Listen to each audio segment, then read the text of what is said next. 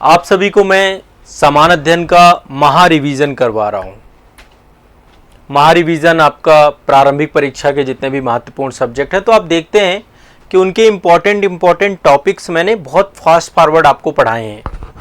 ऐसे ही मुख्य परीक्षा में भी इम्पॉर्टेंट टॉपिक निकाल लिया और रिवीजन आप लोगों को करवा दिया। महा रिवीजन नाम मैंने इसलिए दिया है इसको क्योंकि आमतौर पे होता क्या है कि 1 घंटे में आप 6 सब्जेक्ट का रिवीजन आप खुद स्वयं से नहीं कर सकते। ये एक बहुत अथक परिश्रम है, एक मेहनत है जो मैं आप सभी को उपलब्ध करा रहा हूं और एक शिक्षक का काम यही है। अब आप लोगों का प्रश्न ये रहता है कि सर हम रिवीजन कैसे करें, आप रिवीजन कैसे करें। रिवीजन तो देखो करना पड़ेगा, बिना रिवीजन के परीक्षा कठिन है, बहुत कठिन रास्ता हो जाएगा यदि आप रिवीजन नहीं करेंगे तो।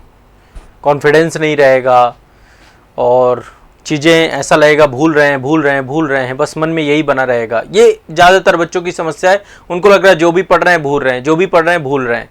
तो उस समस्या का समाधान सिर्फ एक ही है, आप रिवीजन कितना कर रहे हैं। अब मुद्दा है कि रिवीजन करें कैसे। इस पे वैसे मैंने कई बार आप लोगों को डिस्कस किया, लेकिन एक चीज़ समझिए, इससे पहले मैंने आपको बताया था पढ़ाई कैसे करें, स्मार्ट स्टडी करके एक वीडियो मैंने आप लोगों को बताया है। अब नोट्स कैसे बनाना है इस पे मैं अलग से एक सेशन और लूंगा। नोट्स बनाने को लेकर मैं ऑलरेडी सेशंस आपके ले चुका हूं, लेकिन एक चीज समझिए, रिवीजन कैसे करें ताकि जो भी पढ़ा है, जो भी सीखा है, उसका लाभ परीक्षा भवन में मिले। देखो आज जो कुछ भी पढ़ रहे हो किस दिन के लिए पढ़ रहे हो, परीक्षा हॉल के लिए। एक टीचर से पढ़ते हो, एक शिक्षक से पढ़ते हो तो आपको चीजें जल्दी याद हो जाती हैं, ये बात तो तय है। लेकिन जब स्वयं से पढ़ें तो परीक्षा में आपको चीजें याद आए। तो समस्या ये है कि रिवीजन कैसे करें। तो रिवीजन के लिए 2 तरीके की मानसिकता होती है छात्रों की। आप में से कुछ छात्र ऐसे हैं जिनको ये लगता है कि जब पूरा सिलेबस कंप्लीट हो जाएगा तब मैं रिवाइज करूंगा, एक उनको ये लगता है। और ऐसे में जब तक सिलेबस कंप्लीट होता है तब तक पीछे का पूरा उनको लगता है सब भूल रहे हैं, मतलब टालते रहते हैं। और एक बच्चे ऐसे हैं जो चाहते तो है कि मैं रिवीजन करूं, लेकिन उसको टालते रहेंगे, कल से करूंगा, परसों से करूंगा, फिर से करूंगा, फिर अगले उससे करूंगा, क्या फायदा।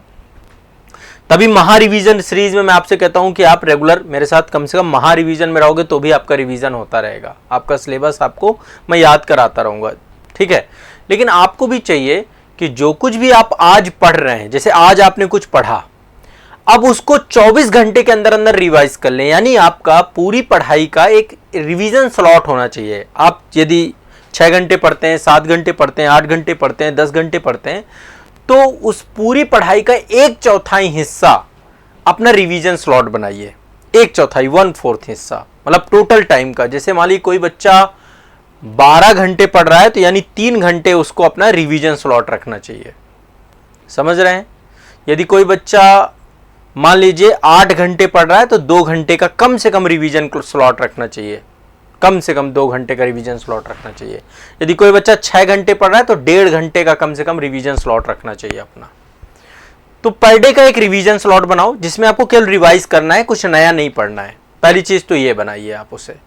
आप आज जो भी पढ़ें अगले दिन 24 घंटे के अंदर अंदर रिवीजन स्लॉट में उसको एक बार फिर से देख लें। अच्छा, उसे पूरा नहीं पढ़ना, उसको संक्षेप में शॉर्ट में पढ़। आप नोट्स तो बना ही रहे होंगे ना, कहीं पे अंडरलाइन कर रहे होंगे, हाईलाइट कर रहे होंगे, कुछ ना कुछ तो कर रहे होंगे ना। तो जो कुछ भी आज आपने पढ़ा है उसको 24 घंटे के अंतराल में जो आपने रिवीजन स्लॉट बना रखा है, उस रिवीजन स्लॉट में आप उसको रिवाइज कर लें एक बार। पहला काम तो ये करें, फर्स्ट रिवीजन इसको कहते हैं। इसको क्या बोलते हैं हम लोग, फर्स्ट रिवीजन, ठीक है। इसके बाद सप्ताह में 7 दिन पढ़ने की जरूरत नहीं है, सप्ताह में कम से कम 1 दिन आप गैप रखिए, नया पढ़ने से बचिए, ठीक है। या हो सके तो 2 दिन का गैप रख लीजिए। मैं तो 2 दिन के गैप के पक्षधर हूं। मैं ये कह रहा हूं सप्ताह में 5 दिन मन लगा के पढ़ो, बिल्कुल अच्छे से पढ़ो, लेकिन 1 दिन रिवीजन का रखो, 1 दिन रिलैक्स का रखो। 1 दिन रिवीजन, 1 दिन रिलैक्स, मतलब उस दिन टेस्ट वगैरह दे दो, अभ्यास वगैरह कर लो, टेस्ट सीरीज लगा लो, बाकी पढ़ाई मत करो। संडे का दिन ऐसा रखा जा सकता है कि संडे में आप, लेकिन 1 दिन कंप्लीट रिवीजन डे रखो। जितना भी एक सप्ताह में पढ़ा है उसको अगेन पूरे दिन में देखना है, उसको पढ़ना है। मतलब ये पहला रिवीजन तो आपका 24 घंटे के अंदर हो रहा है, दूसरा रिवीजन विद इन वीक होना चाहिए। पूरे सप्ताह में एक बार आपको रिवीजन करना चाहिए। और पढ़ाई को बहुत बड़ा मत बनाओ, छोटे छोटे लक्ष्य बनाओ, छोटे छोटे टारगेट बनाओ। एक डायरी मेंटेन करो, कब से बोल रहा हूं एक डायरी मेंटेन करो, डायरी मेंटेन करो। उस डायरी में टॉपिक नोट करो कि क्या टॉपिक आज आपने पढ़े हैं। जो टॉपिक आज आपने पढ़े हो उसको विद इन 24 घंटे के अंदर रिवाइज कर लो। डेली का डेट वाइज डायरी आपका अपडेट होना चाहिए, जो कुछ भी आप पढ़ रहे हैं, ताकि आप उसे 24 घंटे में रिवाइज कर पाए, रिवीजन कर पाए। ये मस्ट है। आपके दिमाग को क्लियरली पता होना चाहिए कि आज आपने क्या क्या पढ़ा। और एक चीज और बताता हूं, आप में से बहुत सारे बच्चे ऐसे हैं जो लेट कर पढ़ते हैं, बेड में बैठकर पढ़ रहे हैं। उनको एक बात बता रहा हूं, जो बच्चे लेट कर पढ़ते हैं, बेड में बैठ करके पढ़ते हैं, रिवीजन कर रहे हैं, उनका कुछ नहीं हो सकता है। वो या तो थोड़ी देर बाद सो जाएंगे, बहुत सारे बच्चों के साथ होता है, वो सो जाते हैं, अभी थोड़ी देर मतलब जगने के बाद बेड ही में पढ़ रहे हैं। देखो, बेड की जो एनर्जी है, बेड की जो ऊर्जा है, वो सोने की है। वहां पे आप सोते हो 6-7 घंटे, तो उसकी याददाश्त जो बेड की है वो सुलाने की है आपको। वहां पे आपकी याददाश्त भी सोने की है। आपके दिमाग में क्या मतलब है, जब भी आपको नींद आती है तो अपने बॉडी को आपने क्या कह रखा, बेड में जाके लेट जाते हैं, बिस्तर में आप जाके लेट जाते हैं। अब बिस्तर में लेट जाते हैं तो आपके दिमाग को एक चीज बिल्कुल अभ्यास हो गई है, डेली रिपीट करते हो इस बात को। तो जैसे ही आप बेड में जाके पढ़ोगे, आधे 1 घंटे के अंदर नींद आनी तय है। तभी मैं कहता हूं रात में नींद ना आए, किताब लेके पढ़ने लग जाओ, ऑटोमेटिक नींद आ जाएगी बेड में। इसलिए पहली बात तो बिस्तर में पढ़ना बंद कर दो, एक टेबल चेयर खरीद लो, अन्यथा लाइब्रेरी ज्वाइन कर लो, जो भी पॉसिबल हो सके टेबल चेयर खरीद लो। टेबल चेयर में सोते नहीं है, सोना है तो बिस्तर है, पढ़ना है तो टेबल चेयर है, दोनों अलग अलग चीजें। क्योंकि टेबल चेयर में आपकी याददाश्त क्या बनी हुई है, आपके दिमाग में क्या याददाश्त है कि वहां जाके आपको पढ़ना ही है। तो अपने रूम पे एक टेबल चेयर रखो। और कुछ लोग क्या करते हैं, छोटी सी टेबल ले आते हैं और उसको अपने बिस्तर में रख के पढ़ते हैं। उनको भी मैं ये कहूंगा, आप भी टेबल चेयर खरीद लो, बहुत महंगा नहीं आएगा, मुश्किल से 1500 रुपए में दोनों चीजें आ जाएंगी, टेबल भी आ जाएगी, चेयर भी आ जाएगी। ठीक है, एक टेबल चेयर खरीद लो। सेकंड हैंड खरीदोगे, सेकंड हैंड आसपास कहीं मिल रही है, OLX में मिल रही है तो और सस्ती पड़ जाएगी, हो सकता है 1500 में चीजें मिल जाए, पर ले लो, इतना जरूरी है, मस्ट है आपकी स्टडी के लिए। इतना खर्चा करते हैं तो जो बेसिक नीड्स हैं वो जरूरी है। और टेबल को बिल्कुल साफ सुथरी रखिए ताकि पढ़ने में मन लगे आपको। तो रिवीजन करना है, पहले तो पढ़ने का आपको तरीका आपका क्लियर होना चाहिए, स्पष्ट होना चाहिए। बेड में मत पढ़ो, बिस्तर में मत पढ़ो, आदत डाल ली है, छोड़ दो उसे, कोई फायदा नहीं है उसमें। वो नींद, सोते ज्यादा हो पढ़ते कम हो, कभी ट्रैक किया इस बात को? ठीक है, और कुछ याद वाद नहीं होता। जो बिस्तर में पढ़ने वाले बच्चे हैं उनको कुछ नहीं याद होता है, कुछ भी नहीं याद होता है। उनसे थोड़ी देर बाद पूछ लो, बस दिमाग में, क्योंकि नींद की याददाश्त है तो सोते हैं। इसलिए टेबल में ही पढ़ना है, ध्यान रखना, आदत बनाओ। टेबल पे सोना नहीं है, अपने दिमाग को मैसेज दो, टेबल में जाने का मतलब पढ़ना, टेबल मतलब स्टडी, टेबल मतलब स्टडी, टेबल मतलब स्टडी, टेबल मतलब स्टडी, और बेड मतलब स्लीप, वहां पे सोना है जाके, वहां पे आपको कुछ नहीं करना, सोना है। बेड में ज्यादा से ज्यादा पढ़ना चाहते हो तो रात में जब आप सोने जाते हो, सोने से पहले 10 मिनट कोई अलग नॉवेल पढ़ लिया, कोई बुक पढ़ लिया, वो चीज आप पढ़ लो, कोई दिक्कत नहीं, कोई इश्यू नहीं। पर ऐसे मत पढ़ो, मैं बार बार कह रहा हूं, आप लोग मानते नहीं है, और मान जाएंगे तो अच्छी बात हो जाएगी।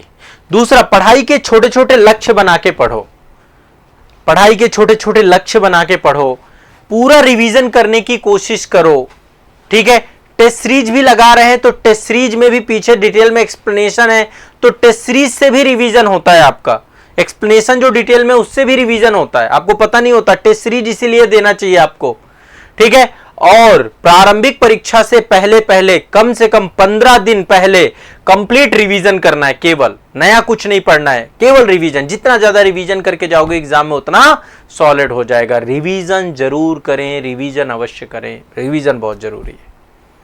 ठीक है, मैं इसलिए बोल रहा हूं, आपकी परीक्षाएं हैं तो परीक्षाओं के लिए आप पूरा अलर्ट रहें, जिसमें रिवीजन को अपना पहला हथियार बनाएं, नहीं तो फिर भूलेंगे आप। केवल प्रारंभिक और मुख्य परीक्षा दोनों से ठीक कम से कम 15 दिन पहले केवल रिवीजन करें। ज्यादा हो सके सिलेबस जल्दी कंप्लीट कर लें तो 1 महीने पहले भी कर सकते हैं आप, केवल रिवीजन।